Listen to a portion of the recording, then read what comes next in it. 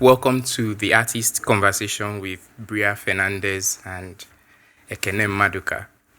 My name is Chibo Anyaduba, and I teach in the English department here at the University of Winnipeg, for those of you who don't know me. But before proceeding, I would like to read a short land acknowledgement, which I adapted from the Department of English Land Acknowledgement. So the University of Winnipeg is located on the territories of several indigenous nations who were forcefully displaced in order to make their lands available for settler use and exploitation. As part of the machinery of colonialism, this university contributed to the historical and present formations of settler colonialism and imperialism in Canada and around the world. And in acknowledging the ongoingness of colonialism in this place, especially in the current moment, as we have seen in the case of Palestine, where the response of Western imperial states to ongoing genocide and colonialism is hollow expression of acknowledgement or recognition of statehood. So we must commit ourselves to genuine anti-colonial struggles and movements, and be courageous to ask difficult questions and seek difficult answers. So this event, I believe, is being recorded while the focus would be on the stage. If during Q&A you don't want to be captured in the camera, just indicate and let us know. But much of the recording would focus here, so no worries. So I'm excited to listen to Bria and Ekene discuss their arts and their artistic visions and commitments. And so really looking forward to this. I've been looking forward to this since the summer. I really want to thank Jennifer and Gallery 1C03 for bringing Bria's beautiful works to us, and for inviting my post-colonial literatures and cultures honors class to be a part of this conversation. I can see so many of you. Thanks for coming. If anyone here is yet to see things left unsaid, the exhibition at the gallery, please visit the gallery to feast on Bria's excellent and incredible works. The exhibition will be there until the end of this month. What seemed most arresting to me on viewing Bria's paintings is their haunting quality. There's this sense of ghostliness, or if you like, ghostly presences that the works suddenly make visible to me. They jump at me like that. In our book, A Map to the Door of No Return, Dion Brand writes, "Black experience in any modern city or town in the Americas is a haunting. One enters a room and history follows. One enters a room and history precedes," end of quote. And it's this sense of haunting as that which follows and precedes the experience that Bria's paintings express quite intimately for me. But this sense of haunting is not only about the traumatic, it's also about memory and the humdrum of everyday intimate experiences. Our moderator for today's conversation is Deandra Grace Daniel. Deandra is herself a multidisciplinary artist, a curator and filmmaker with interest in cinematic, fine, and digital art. Deandra is a graduate student in our MA in Cultural Studies program, specializing in curatorial practice. I will turn things over to Deandra because I'm already losing my voice. So thank you so much and welcome again.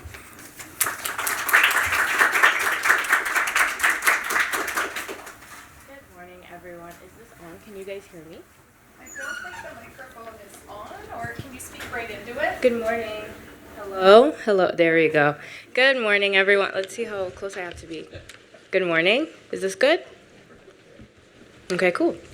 Hi, everyone. So my name is Deandra, and I will be moderating the talk this morning. I have the distinct pleasure of introducing our two artists. So first up is Bria Fernandes herself. Bria is a Canadian-born figurative painter whose art delves into themes of identity, vulnerability, and belonging, using silence, omission, and exclusion as tools to depict oppression and introspection. Through symbolic imagery and passive body postures, she captures moments of self-reflection, focusing on marginalized communities, unseen emotions, and unspoken truths. Working primarily with oil paints and acrylics, Fernandes incorporates symbolic forms that reflect her personal and cultural narratives. Her intricate works create emotionally resonant spaces, inviting viewers to share these moments of contemplation and fostering dialogue about identity, anxiety, and displacement. Born in Ottawa, Fernandes now resides in Winnipeg. She has a Bachelor of Fine Arts degree from the Alberta University of Arts. Fernandes's art has been shown in the following exhibitions this year: The Feminine Lived Experience at the Esplanade Arts and Heritage Centre, Uprise 2025, The Art of Resistance at the Untitled Space, Black History Month Showcase with Kanabi Projects via Artsy, and Threads of Kin and Belonging at the Winnipeg Art Gallery Kamayuk. Please clap for Bria.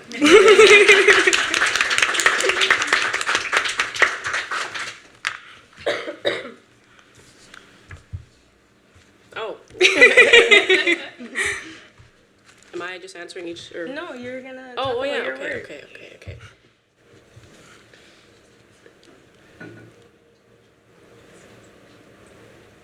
Okay, so I thought it'd be cool to show like the progression of my works from like my oldest pieces to the newest one, and then some of my mural work. So this is a piece I did with Ekene at the U of M. It was kind of when I had really no idea what I was painting about, but I liked painting figures, and I was still trying to like play around with like not just oil paint but other mediums. So this is like poured acrylic on like a surface. It was dried and then peeled off and then stuck onto the canvas. Yeah, I had honestly no idea what I was doing, but I did like Renaissance art, so you can kind of see why I painted this. This was also done at the U of M. Again, still not really knowing what I'm doing, but I'm kind of getting the idea. Also, bear with me, I'm terrible at talking about my art, so just please. Yeah, so yeah, this was a portrait of my mother, and I had the blanket pulled over her face. I don't remember what the meaning is, but you guys could probably kind of... We know it's your mother. Yes, kind of get the idea. And this is when I started playing around a bit more with the background and adding other elements and yeah, just playing around. I like the negative space, like the blank canvas showing through. And I was also figuring out like hair was also a big issue for me because I didn't want, since it's black hair, I didn't want it to be the focus because that's not what I'm talking about. So I'd always want to do these cool shapes of hair, but not let it be the focus. And I'm still struggling with that in my work. This was a piece that was done out of school. And this was like a pivotal piece where I was like, okay, I'm like getting somewhere, and I was like having fun with like adding in like the plant and the clock. And at the time I was like, okay, this symbolizes this and this symbolizes this, and I was like having so much fun. Yeah, I was just like, this was like a good pivotal piece. This was done for Canby Projects for my other solo show on Artsy. This one's called Seed Sown in My Melancholy Soil, I think, Melancholy Soil. Again, I was like having fun and figuring out like meanings and searching and doing research on like symbolism and like what I can add. And then again, playing around with different mediums. So there's like acrylic with the blue figure and acrylic markers, and like starting to work on my like different styles. So you can't really see in the image, but it's like very illustrative with the blue figure. And then this is the piece at the WAG. I think, yeah, this was a lot of fun to create. And then this was also a point where I had to figure out the painting as a whole, because before I would just focus on like the figures and figure out the background later. And I had this piece just mainly because of time. I had to figure out the whole painting and sketch it all out. Again, having a lot of fun, like adding all these different elements, like the cicada and the sparrow in the top, and the cat. And this is when I started adding animals, or no, a piece before was when I started adding animals, but I continued in this piece. And I think I'm gonna always add like animals in my pieces because it's fun. And this is also when I started combining my mural work with my oil paintings, because my mural work is a lot of fun and it's like really playful and colorful. And I feel like my work definitely switched once I started combining the two. This is the piece downstairs that I really enjoyed. Again, adding the animals and adding in all the little details. Mm-hmm. Don't ask me what each thing means, because I don't remember. And then this is, again, just like my mural work. You can see like the cool elements I've added and what kind of shows in my oil painting work. And this is like a digital piece. Yeah. That's it. Finished? Okay. Thank you, Bria. Okay, and next up we have Ekene, who I'm also going to introduce. Same format, read bio. She's going to talk about her work, and then we're going to get into the prepared questions and then open it up to you guys. So, Ekene Emeka Maduka is a Nigerian artist based in Winnipeg. Her interdisciplinary practice includes painting, sculpture, film, and community-based work, which generate from emotional and psychological states related to splintered identity, indicative of migrant experiences like hers. Although Maduka's work stems from a conflation of her own fragmentary memories, personal events, or experiences, they are always interlinked to the larger historical, cultural, and social context they emerge from. She received her BFA honors from the University of Manitoba. Her work has been exhibited and screened locally and globally. In 2023, Maduka was commissioned to fabricate a public work for the Stages Biennale by Plugin ICA. Her arts is in the permanent collection of the Museum of Africa Contemporary Art Al Maden. In 2024, she was awarded the Royal Bank of Canada on the Rise Award presented by the Winnipeg Arts Council. Maduka has gallery representation with Fabienne Levy Gallery in Switzerland. Ekene. Thank you. Thank you so much. It's always awkward to listen, about yourself and to be on the spot. I think a lot of my work, I moved to Winnipeg in 2015. I have two sisters who also, they moved a couple years before me.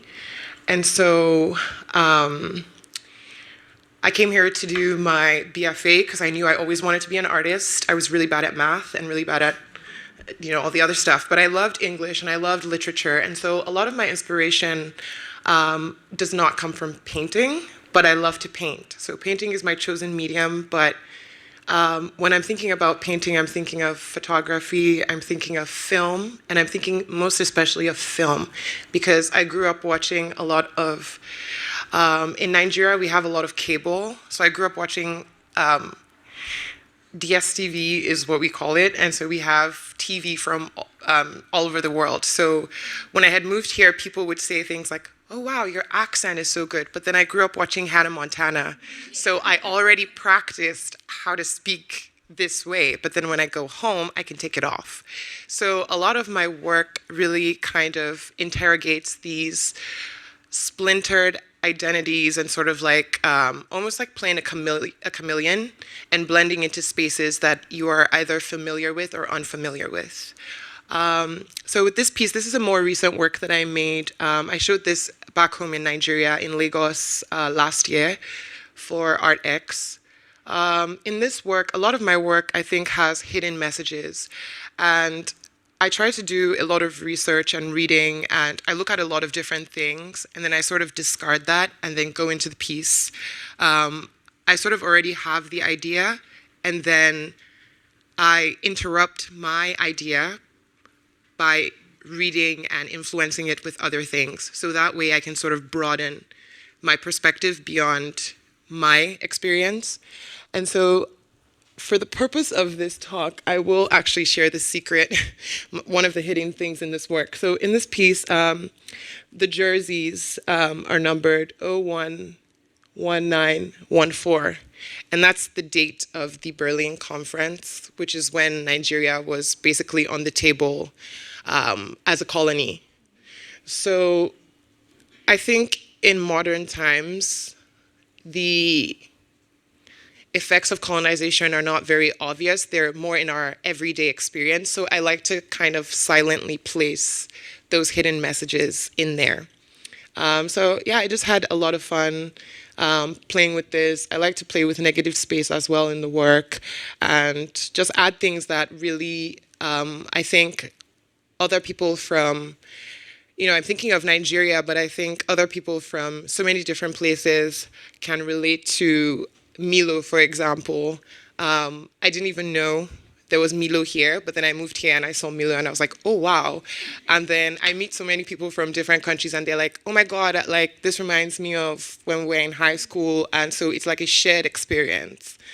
So this was another piece that I also showed in Lagos. And actually that building is opposite my window. So in my apartment, my studio is basically in my apartment. And in constructing the piece, my work is a lot about memory and fading memory, because I hadn't gone back home since moving here in 2015 until last year. So there's a bit of a discrepancy when you've lived a significant portion of your life in a particular place and then you leave after a long time. When you come back, it feels very familiar, but also feels different. And so knowing that I was going to show this in Nigeria, I wanted to really push that idea of memory. So I made it intentionally very faded and washy, and it's all oil colors, but I tried to make it look like watercolor or like newsprint. So I'm also looking at a lot of 50s and 60s like illustrations when I'm doing my work. I go to Pinterest all the time, and then I just look at 1960s illustrations, and I'm obsessed. I collect them like crazy. So again, that's sort of like how I constructed this image. And I thought the Tom and Jerry was also a fun addition. And I'm dealing with things that are layered, but at the same time, I want to make them fun. I think something that's really important in arts is having fun, and fun is a form of resistance.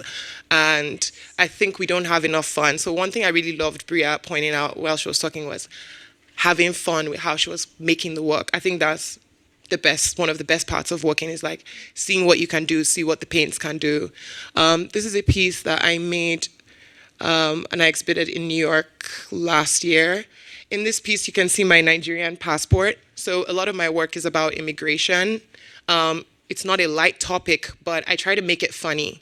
So a lot of I use satire rather to deal with topics that are layered and difficult. I look at it as sort of an entry point. And actually someone saw this work because it was a whole series of works following this one character. And I was inspired by Alice in Wonderland and so many different things. So you can see that magical sort of element. And there was a lot of African folklore as well that I was looking at, like Tortoise and the Birds, which is a Nigerian, like Igbo folklore. And so I add those elements in there. It's not in this particular piece, but one of them that was part of the series.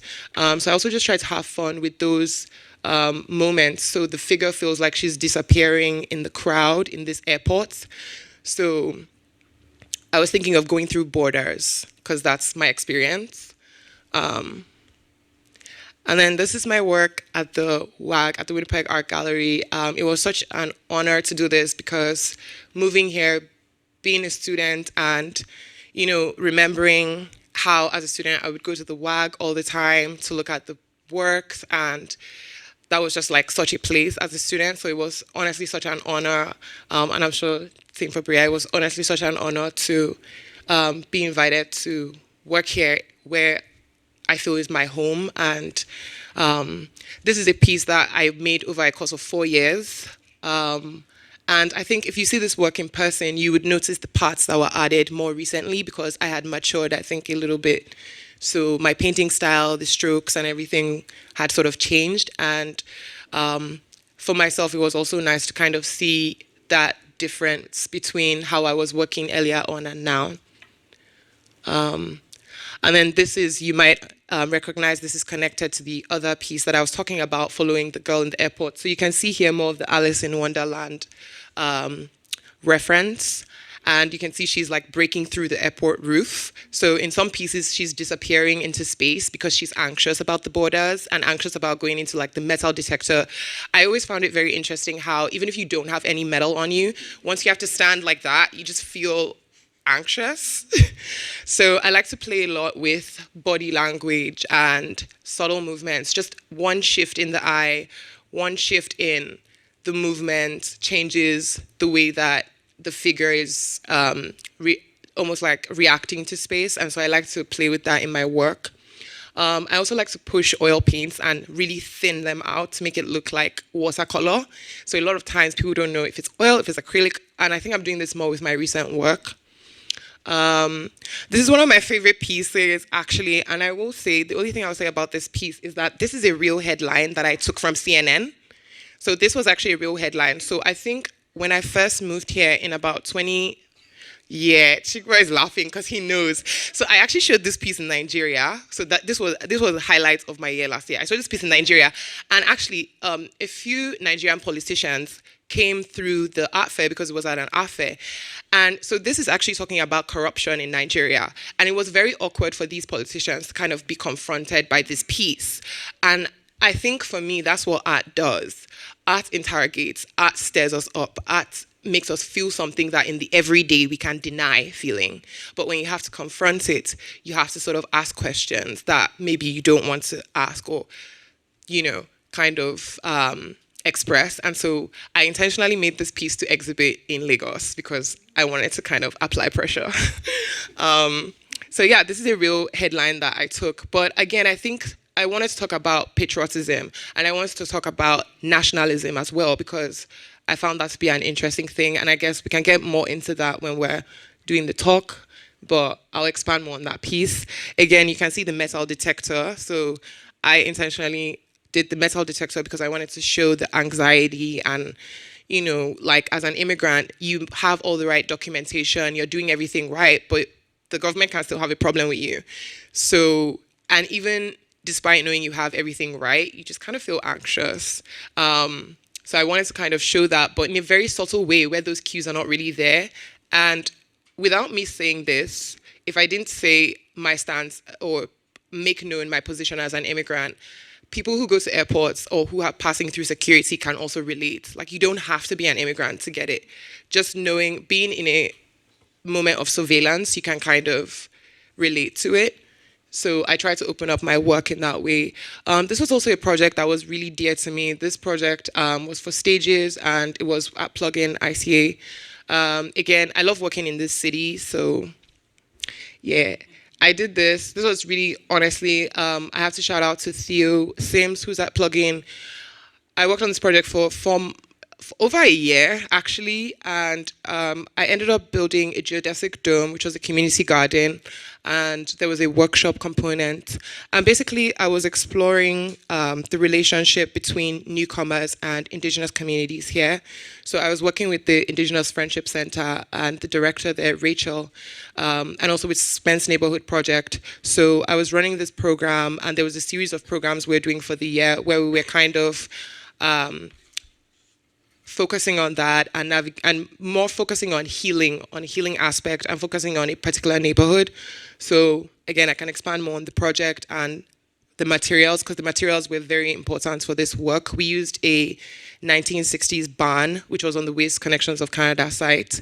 And it was very important to use that colonial barn and repurpose it for something that was healing the community.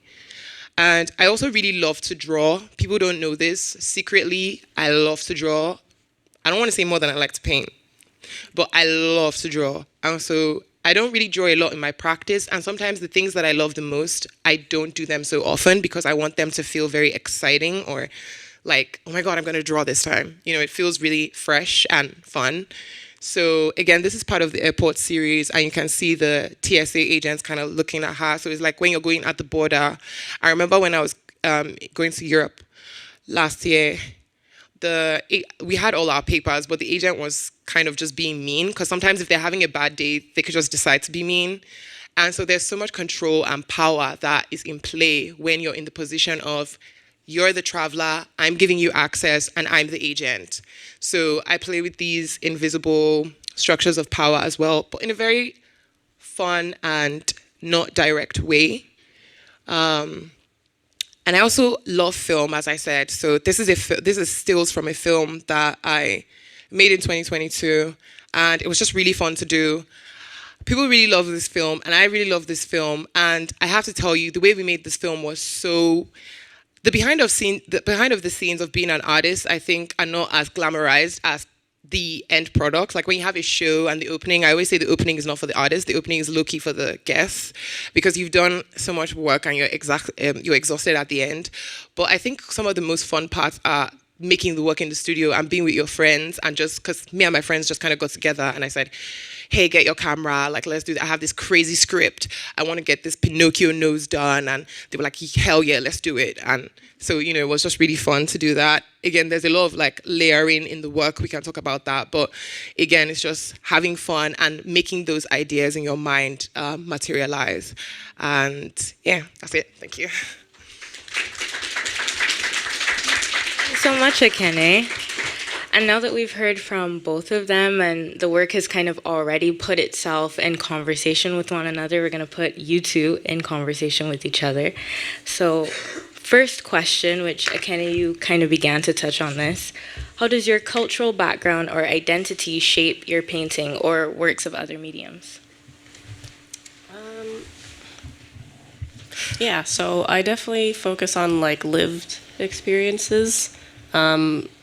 Just like the anxieties that I have or whatever emotions or feelings I'm dealing with. But the cultural is hard because I'm so many different cultures and I can't like pinpoint one, but it is in my work. I just don't focus on it a lot. Like I'll like do what I know from my family, but I'll usually do research into adding like super surface level objects or animals. Like I'll like research, like for example, like a dish that's known in my culture or something. But unfortunately, I'm so many different things, so I can't really like just focus, and it's hard to. And I don't know my culture, unfortunately. But yeah, I definitely focus on like experiences that I go through, and yeah, I hope that answers the question. Mm-hmm, it does. Yeah, I agree. I think lived experience too is something that I think when I started working, like making paintings in school, I often think of my experience, even living in Nigeria. I think people, or when you come from a particular place, people think it's this one linear experience. I grew up in Kano State, and a lot of times when I say I grew up in Kano State, a lot of Nigerians are like, what the hell were you doing there? Like, why were you there? And so even in one country or in one place, there's multiple lived experiences. And so the experiences I talk about also stem from like a specific point, but then I try to do research and open them up so that they can translate to a more general or a more opened up sort of scale. And so like with the piece I was talking about with the Berlin conference, for example, the Berlin conference, it wasn't just Nigeria that was put on the table. That was a project, that was a colonial project that started, like there were all these different countries that were on the table. And, the British is like, I'm getting this part, this is my colony. So I think it's something that when I do the research, it also opens it up for more people to kind of relate and see themselves. Yeah. Okay. Do you guys think of your work as telling stories, expressing emotions, or creating experiences? So definitely a bit of all three. like there'll be specific works that'll tell a specific story, but I'm definitely expressing emotions through my paintings and like creating experiences and wanting people to also come in and maybe have the same experience, and like listening to their stories is also super interesting to me, because I always learn something new and or something that I didn't see or didn't think of when someone comes up to me and says, "Oh, this," I'm like, "Oh, that's pretty cool," or maybe it's not cool, but yeah. Yeah, I definitely think so. I think in my earlier bio, which Jennifer might remember, I used to call myself a storyteller because I couldn't pinpoint one thing, because I do film, I do all these different things. Painting is what I'm known for, but I have all these different things I'm interested in. And I think that comes from a very specific place for me. I think growing up in Nigeria, storytelling was like the first thing you kind of encounter. Like there was this TV show that was called Tales by Moonlight, and that's one of the oldest TV shows that was around, and it was literally just a storytelling circle. So there would be like kids and an elder would kind of be in a circle, and then they tell like Nigerian folklore, and they would put it on TV. And I feel like Nigeria is a very animated place. So I grew up surrounded by hearing stories, listening to stories, whether you're in the living room, listening to your parents or like elders talk about like family stories, stories about the village, stories about this. Like, I think I'm really interested in storytelling and creating sort of experiences that hold a narrative of something, whatever it is that I'm trying to. I think for each piece, I almost write a new story. I have to be honest. They're connected, but they also have their own lives, almost like books, kind of. So yeah, I would say I do consider the work to be telling stories. And I think there's something about seeing a visual that is expressive and seeing, I think with figurative work, people project stories onto figures once they encounter a figure.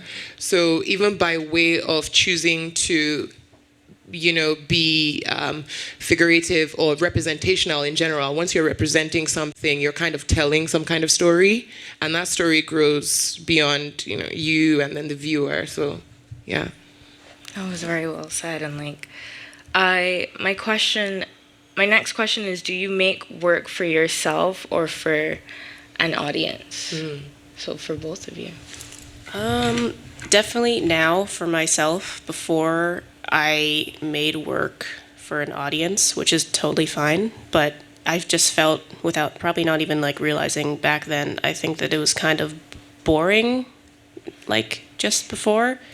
I just would always look at artists maybe that were successful and seeing what they would do, and not take from it, but see if I could do something similar, or I was still it was still fairly new to me, so I was just still figuring stuff out, and I found it to be really what's the word? Not repetitive, I guess, but just this cycle of creating a work, and it's the same routine doing the whole process, and it was really boring for me. But since I started combining, my mural work with my oil painting, it's a lot more fun, and it's more me, and it's definitely I guess it's still for an audience, but it's first for myself. If that, I like that. That's very well said. I like that. Thanks. I think same here.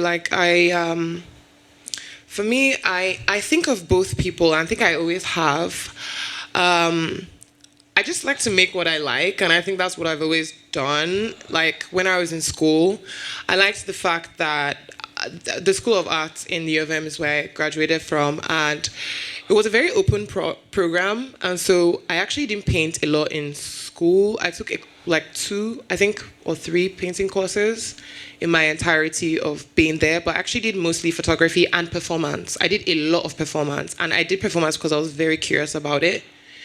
And I think I just like to make stuff that I think are important to me. I think people become artists from a point of desperation, I think. At least that's how I felt. And what I mean by that is, I I feel we all have things to say and things that we want to express. And it's like being a musician.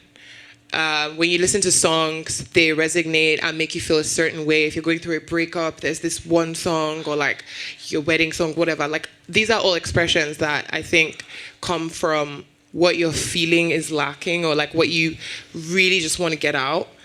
And yeah, like prior to us kind of talking, Deandra had mentioned a piece that I made in my first year. And I remember that piece because, again, it was just my feeling. I felt like moving here, I kind of fit into the environment.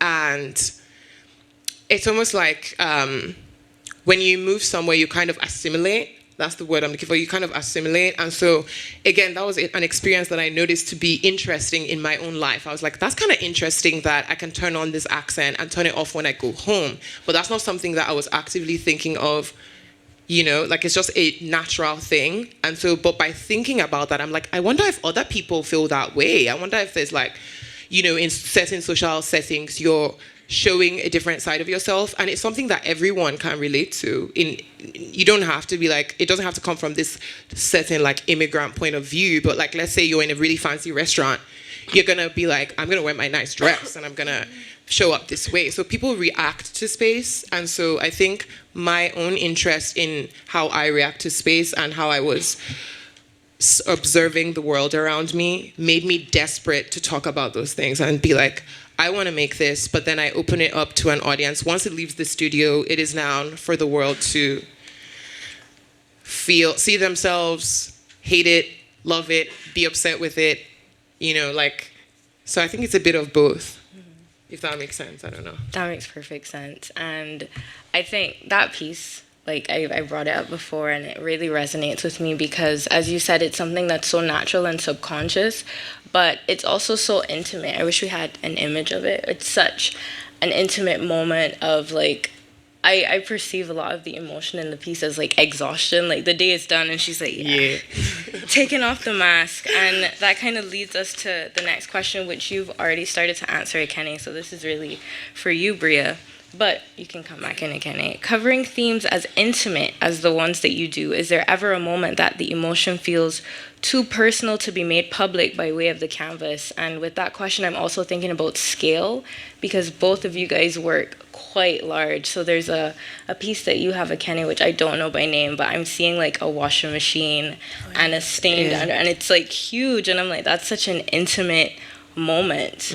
And then Bria, with your most recent piece of someone in a bathtub, like fully naked, fully vulnerable, another intimate moment. So yeah. Were you like ever nervous putting that piece out? I remember that piece. I love that piece. Thank you. Yes. No, I feel like, yeah, I just kind of do things in the moment, I think. Sometimes I try to just do things in the moment. And I remember, so actually people don't know this, but I actually started as a fashion illustrator. Guys, I have so many secret lives. So I started as a fashion illustration just for myself. And there was this, and I love the writer Chimamanda Adichie. So she has this, there was this thing she said, we should all be feminists. And I thought it was such a cool moment. Like, it was one of those things of like, I think when I was in school, I was very angsty and just like, yeah, let's do it. Like, so I remember just thinking about that and thinking of showing this very intimate moment that no one should see. And I remember people getting upset with that piece, actually. It was at Ace Arts, and I remember Hannah, who I love so much, I can't remember, this was a long time ago, but somebody, it got a lot of uproar. People, because it's a very, and like seeing a woman, I think there's something about like, sometimes seeing a woman reclaim and being that bold kind of upsets people. And I was really young when I made it, so I was kind of like, oh, that's kind of interesting. I was like, okay, I'm upsetting people. But then there were also people who were like, I love this, and this just feels like that very annoying moment where this is so normal and this just happens. And you know, and it's very real and very just natural. So, yeah, I don't know. I wasn't nervous, but I didn't anticipate the multitude of reactions that were going to come. And I think that's when I really realized, oh, when you put out something, art can really get a response. Like, when you publicly put out something, you can really get a response and you can really start conversations. Yeah, I don't know if... You did answer. And Bria, for you, like, beyond that piece that's at the back with the person in the bathroom naked, you also have a piece which is looking at grief, something that's extremely painful and long and personal and intimate. Like, what is it like for you making those deeply personal emotions public? I wasn't ever like worried or like nervous to put out a piece. The only thing I was nervous about was the opening, having my 2 younger cousins coming and seeing my like body in the bathtub, and I was like, oh, I forgot to tell them that you're gonna see me. But other than that, like, it's like Ekene said, very natural. It's just something that just yeah, it's just very natural. She said it really well. I'm not good at talking, but yeah, very yeah. Cool. So next question. You offer viewers the opportunity to discover multiple layers of meaning in your work. It might be through how the figures interact with one another, or how your use of a particular setting into which you place your figures, or maybe through the color palette, using blue and pink on otherwise brown skin, or through the inclusion of animals or other creatures, or like Ekene was kind of letting us into the use of the numbers on the jersey, just different symbols. Can you talk a bit about how you decide what to include and the meaning you ascribe to these features? Sorry, I'm getting over a cold. Yeah, so I guess the process of kind of doing this is kind of really random but intentional. I don't know really how to explain it properly, but like, it's just figuring out the poses of my figures, and then the setting will come next, and then like figuring out like what the colors can symbolize, and what the animals could symbolize, comes like afterwards. But it's like really, like, it's kind of, yeah, like how I design my murals. Like, it's just like I'll be like, oh, what else can I add here? What can I add here? But then it's very like, I want compositionally for it to be very cohesive. I want it to make sense and not just be like randomly placed. So like, it's random but intentional. Trying to see if I'm answering the question. Yeah, it's just a process that I don't even think of when I'm like painting. It just comes naturally, I guess. Or yeah. Yeah, I think same for me. I try to have fun with the work, and yeah, I think of including things that maybe I grew up around or that I think will matter to the narrative. I try not to be too on the nose, because then I think one thing I try to not do is not tell a full story. And most times if I have a show or something, I don't really tell people. I want them to just discover on their own. So I think with a lot of my work, with the spaces, I love space. My dad is an architect, so I grew up looking at a lot of architectural drawings, and especially when we were kids, he would have these really large drawings of spaces. And, for me, that was one thing that really got me interested in constructing spaces. And you would notice a lot of interior spaces. My mom's an interior designer also. So you notice a lot of interior spaces and stuff. So for me, that was, I don't really talk about that. I feel like this is the first time I've really said that. But I think that influence definitely comes from my younger childhood of and I think growing up, especially now, and I think a lot of the homes in Nigeria are westernized and they look like these condos, these very new. I think it's so sad that new spaces don't have character. It's this cheap materials and it's very generic. But growing up if you look at the older homes, at least for me, I'll use where I'm from in Nigeria, the older homes had this certain character and tradition. And you could almost see the influence of westernization with the modern Nigeria society.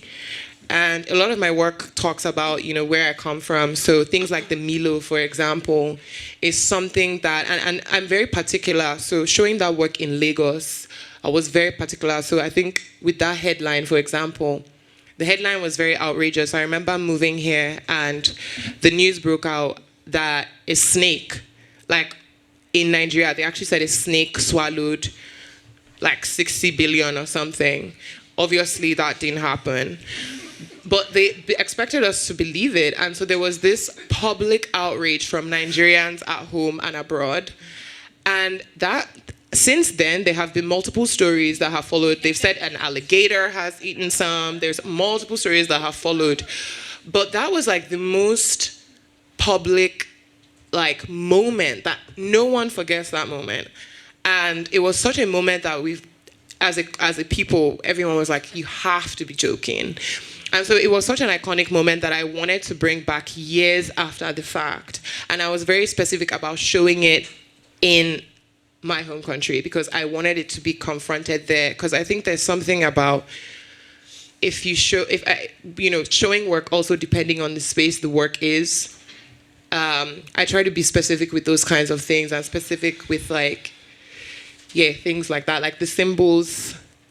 I think of the story when I'm constructing the canvas, and then I add those things there to almost like make the narrative more robust. Like I fill it up with those symbols, if that makes sense. Yes, it does. And I have like 100 follow-up questions about what you just said in terms of being site specific with where you show your work, but that's gonna come.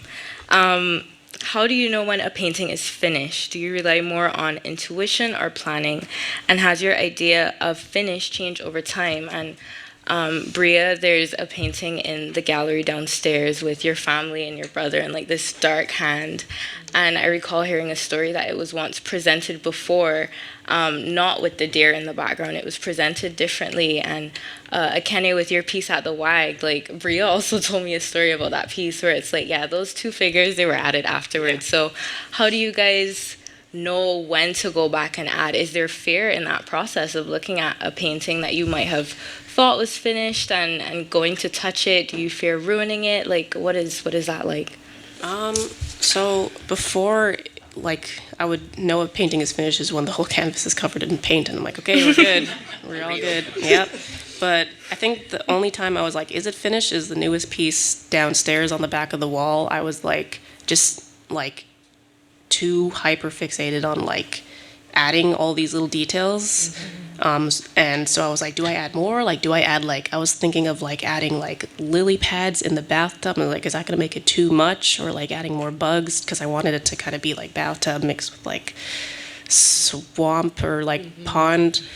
So that's the only piece where I was like, I don't know if it's finished yet. And then for the piece that you were like asking about, before I added in the deer and the hand on the shoulder, it was just like a yellow background. And I knew when I was done that piece, it was not finished. But at the time, I didn't fully know what I wanted to paint yet. So it was just, I always had the figures figured out, but never the background. So I knew that piece was never finished. But I think after this newest piece, it's going to be interesting to see like how I'm going to know when a painting's done, because I had a lot of fun like creating this big one. It was like, yeah.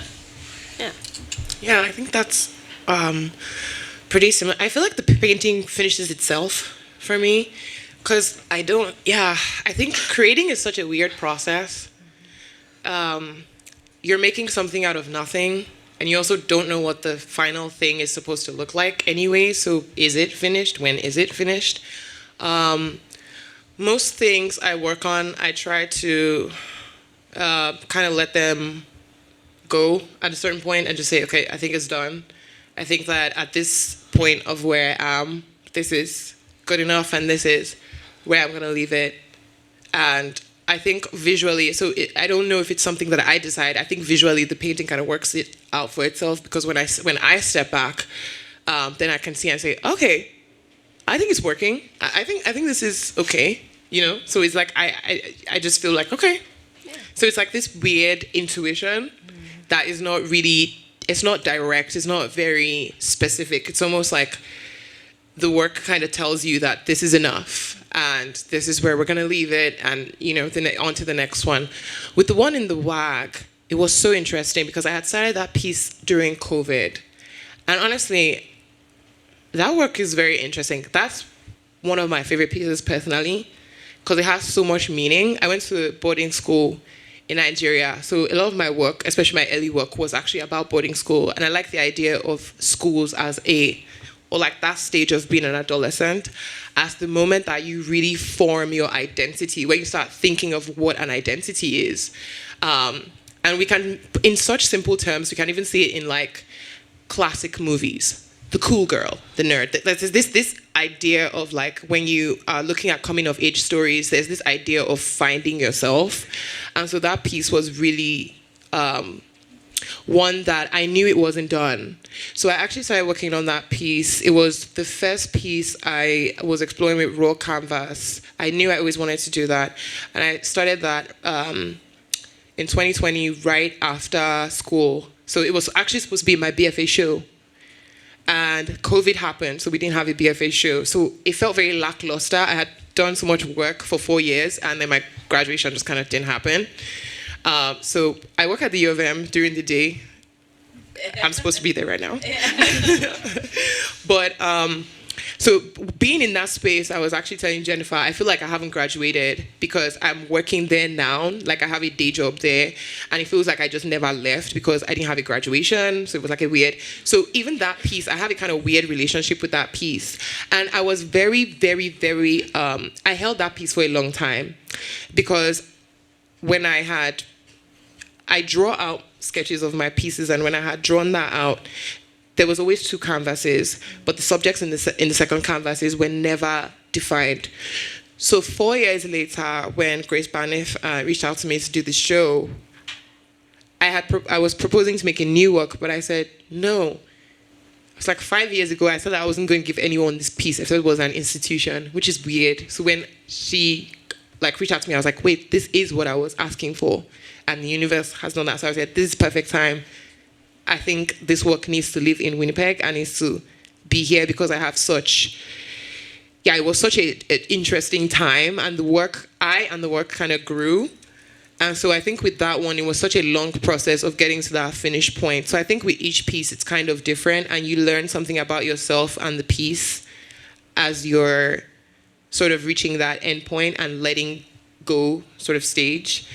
Went on a whole tangent, but I think I answered it. You did. Didn't Chase say something about your piece, in saying how he didn't like how the edges were like, and then you added the 2 sweeping figures? Yeah. Exactly. I thought that was great. Which thank you for that comment, Bria, because I'm going to open up to other opinions and other questions and thoughts that you guys have given us so much to think on and sit with. So let's give them a round of applause, first of all. Thank you, guys. And if there are any questions in the audience, just raise your hand and a microphone will be brought to you. Just be very diligent to speak into the microphone so you can be heard by everyone else.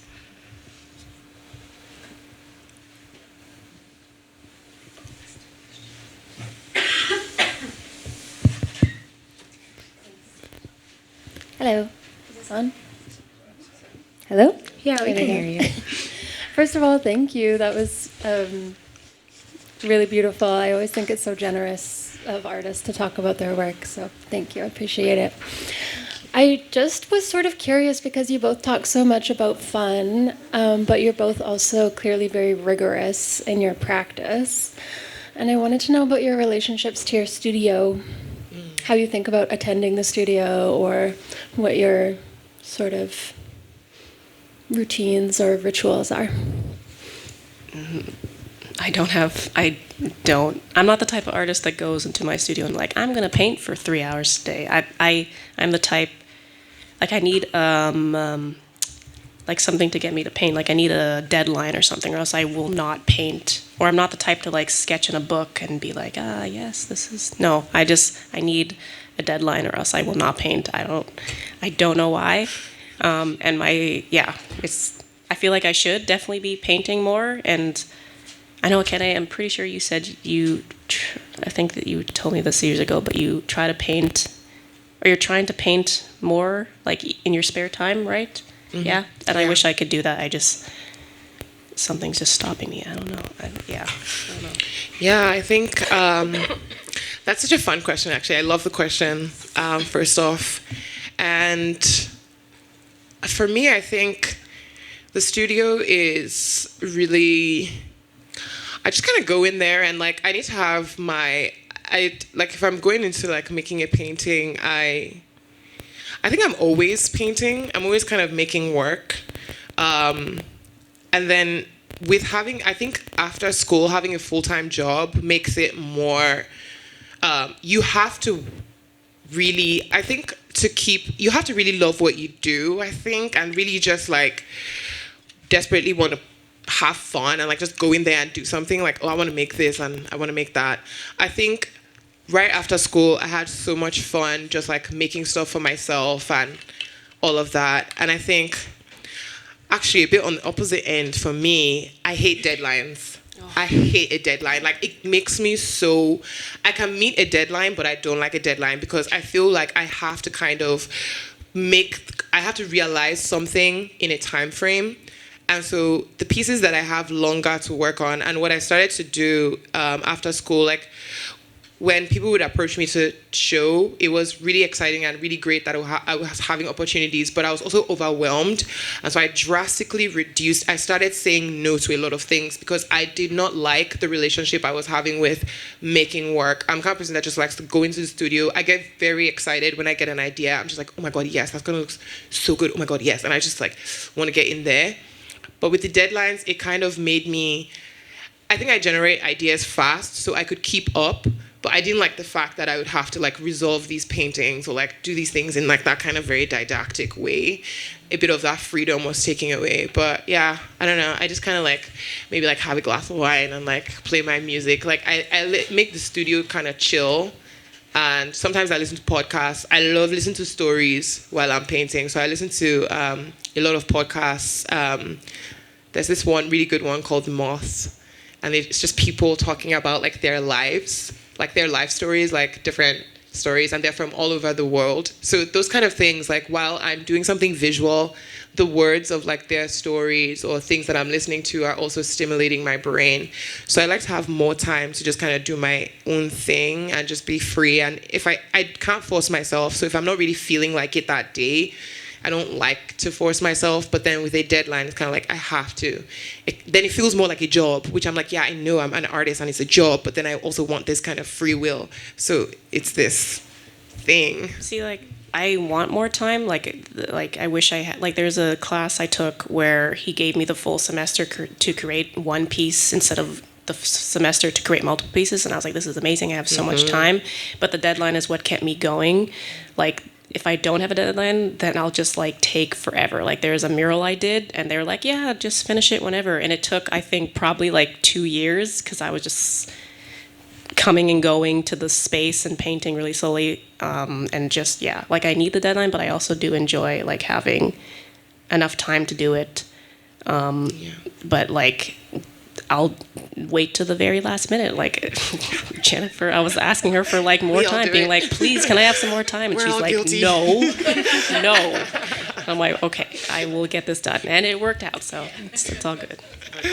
Yeah. Thank you. That was such a nice answer. Sorry. I have a follow-up question about fun. That's why. When you're, and about process, I think, which you're already talking about, when you're working on something and you have this great idea and you want to get going and you're having so much fun, and then maybe you meet a moment in that process where you're like, I'm not having fun anymore. This isn't really going in the direction that I want, or you're struggling a lot to go to studio or something like that. Do you sort of maintain forward and say, I trust in this idea and in the intuition, and I'm going to sort of struggle through it and get to the end? Or at that point, have you sort of abandoned works along the way? Or how do you sort of approach that? I find that a very difficult moment.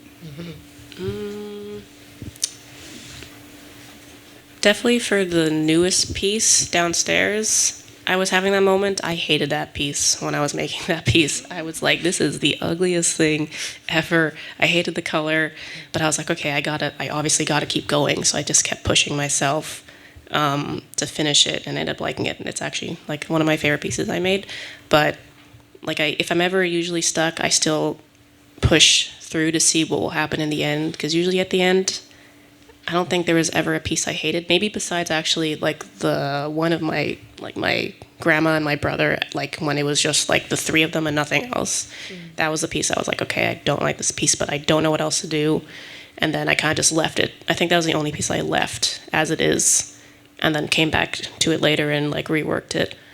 But yeah, I definitely try to push through because, yeah. Yeah, I think it's kind of similar for me. I think it depends. I find sometimes I'll like, if I get stuck or like there's pieces that I've abandoned. Like I remember this one actually, the one with the Tom and Jerry. There's a different version of that painting, and I made that painting and I hated it. I was like, this is not it. I was like, this. I got so far into it, and I was like, this is not the piece. I was like, this is what the piece is. It's like, it's going to what it wants to be, but this is not it. Like, for that one, I felt really like, no. And who knows, maybe one day, like I have it rolled up in my studio. So maybe one day I'll open it and be like, hey, this was not that bad. Like, why was I so hard on it? Like, I don't know. So sometimes like, if it's just really, really like not making sense, I kind of step away from the canvas, because I think also like, making stuff is so weird because in the process you hit so many different points, and it's a very emotional process, like depending on how you're feeling that day, like, or if certain parts are just not work. Even technically, there's technical roadblocks too. It's like, I remember once I was trying to paint a puddle and it looked like a portal. It looked like there was a rip in the ground, and I was like, no one's gonna think that's a puddle. Like, you know. And so like, these are things that people don't get to see the artist go through. And you know, and sometimes I think this is the interesting thing, and this is why sometimes you say, you know, you bullshit your way a little bit. Sometimes, like, so the piece with the puddle, I liked it at the end, but I knew that puddle was not convincing. But then there was something that I was like, I'm okay with this uncanniness. I was like, I think I'm fine with this uncanniness. And I was like, is it a puddle? Is it a portal? I don't know. I was like, I think I'm okay. But then there's some of them that is just like, you know, I just kind of would take a long time away. Like, there's some pieces that I haven't finished, and I started them like 4 years ago. I don't know if I'll ever go back. Some of them I actually really love, but I'm just not ready to go back. So there's this kind of, you know, you just kind of resolve. Sometimes I will push through just to see like what would happen. A lot of the times I would approach it that way, especially because I really want to resolve the painting or finish the painting. I try to push through. But then if it's just not working, or I think it needs more time, I'll say, okay, let's leave that. Let's start something else. I also work on multiple paintings at a time. So one will influence one, and, you know, like, so, or like I abandon one, and then I'm completing one, and then that one just never gets finished. It's sitting in the studio for like, just collecting dust, and then I'm like, hey, we should go finish that. And I'm like, okay, maybe someday. Yeah. That reminds me of the bathtub, the painting downstairs. I was so stuck on what to do with the water because I never painted water before. So it was like 5 a.m, and I had none of my art friends awake or available. So I went to ChatGPT to be like, please help me figure out how to do the process of like figuring out how to make this. It helped. I was like, okay. So I was like trying to, because I was like, do I make the water, the first layer transparent and then add like detail on the top? And it was like, yeah, do this. And I was like, okay, thanks, chat. I was like, I was so stuck. I had no one. So I went to, I'm sorry if anyone hates AI, but I had to use it. Any other questions? There's one up here. Thank you. Yeah, very inspiring conversation. And I just wanted to say, just because I hadn't really met anyone like this prior, but Bria, I really relates to your work ethic. Sometimes like needing a reason to make art and like a deadline. And sometimes you like make your best stuff with like, a deadline. But I had separate questions for both of you. So for Bria, as Professor Chigbo said, I also felt like a kind of ghostliness in your paintings, like kind of a haunting kind of aspect to it. And you said there's a lot of different emotions being expressed in your work. And so something that I was really curious about is simply just the title of your collection or your exhibition, Things Left Unsaid. Like, can you kind of talk more about what that means? Oh, geez. Okay. Yeah, it was just like the things that people don't normally talk about, like anxieties that you have, or like the stuff. For me personally, like it's like there's a painting about where I'm like walking down the street and someone looks at me for a little bit like too long, and I'm like, okay, are they racist? Do they hate me and stuff like that? It's just stuff that people don't normally talk about, things left unsaid. Yeah, I don't know if that kind of answers, right? Does that answer your question? Yeah, no, it does. Okay. Yeah, yeah. I really liked it. For Ekene, when you were kind of talking about your art earlier on in the conversation, what stuck out to me, which I thought was very different, is you said you kind of interrupt your process while developing a concept and purposefully like influence your mind while trying to come up with a concept. And so I found that very interesting because I'm like the opposite. I try to like just when I find that I have a block is then when I try to look for inspiration. But yeah, where do you look for that inspiration to bring into your art, and how do you also kind of, I'm not sure how to word it, but not really feel like you're kind of blocking that authenticity from growing? Yeah, I think the thing is the kinds of material I think is very important and specific, and how you're engaging with that material. So I really think I love writing. I told Jennifer that, and she told me, I remember when Jennifer had asked me to write the essay, she said, I didn't know you wrote, but I saw what you wrote at Ace Art, and I was like, I love to write. I feel like I secretly, my dream is to be an academic. That's actually my end goal. I'm making it known now. My end goal is to be an academic. And so I loved, one of my best parts of going to art school was actually the art history. And I remember people telling me I was going to hate this 8 a.m. class that David Foster was teaching. And then I got to the class and I was just so obsessed. I was like right in the front of the class every day, like engaging in conversation. And I was those people at 8 a.m. that like they're just too awake, and I was like, that's that, and it's the semiotics, and I was just like so into it. But I think for me, because of the content of my work, so I talk a lot about Nigeria, I talk a lot about immigration. These are not singular experiences, they're collective experiences. And they're actually experiences that have such long histories, but then the context in which I'm talking about them is through memory and remembering and fading memory. So in some way, I think just by nature of the topic, it could feel vigorous, which I think also back to something Shailene said, those words imply a certain kind of rigor.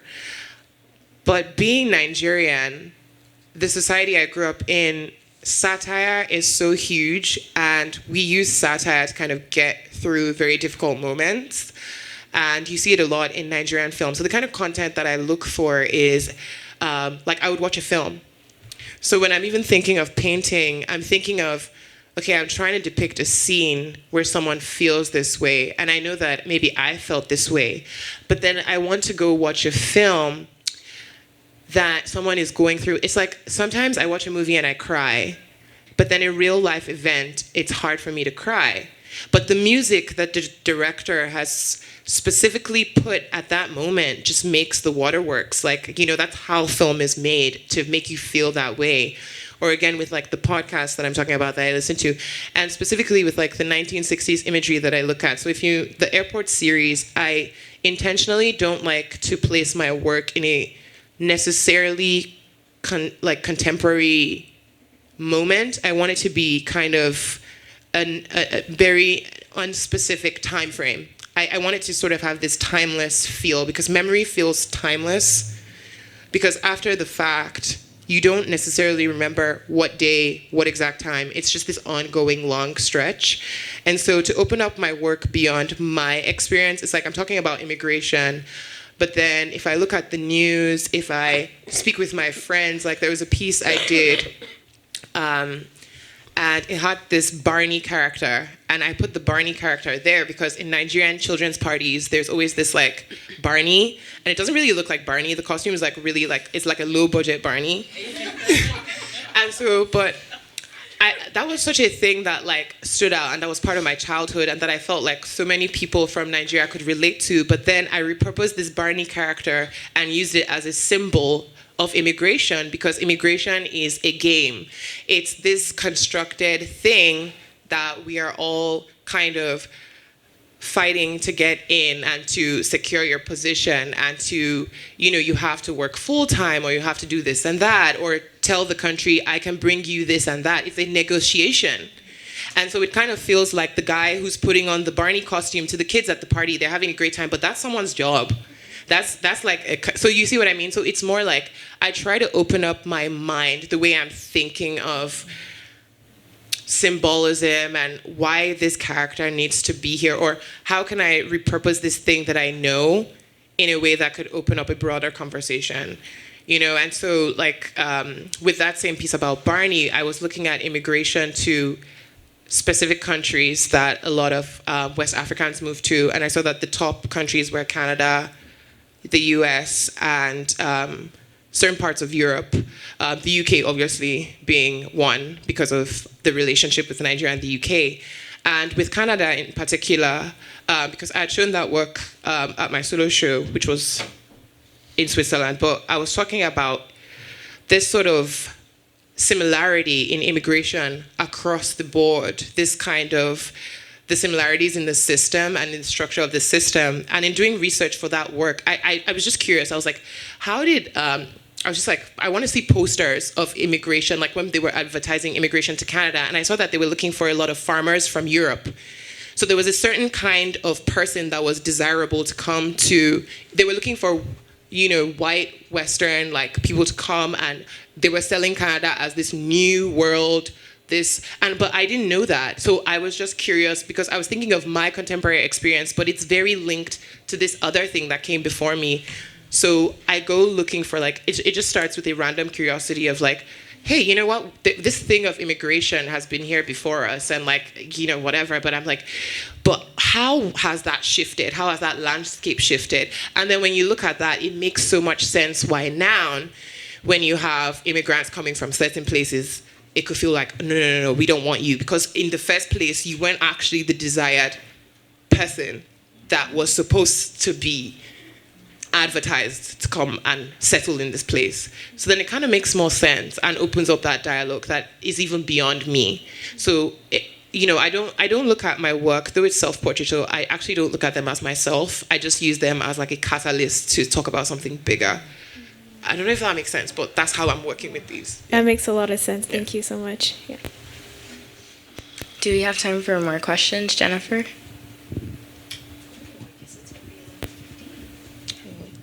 Okay, well, are you gonna close us out, or do I just close us out? Sure. Okay. Well, thank you so much, Bria, Ekene, and Deandra for moderating.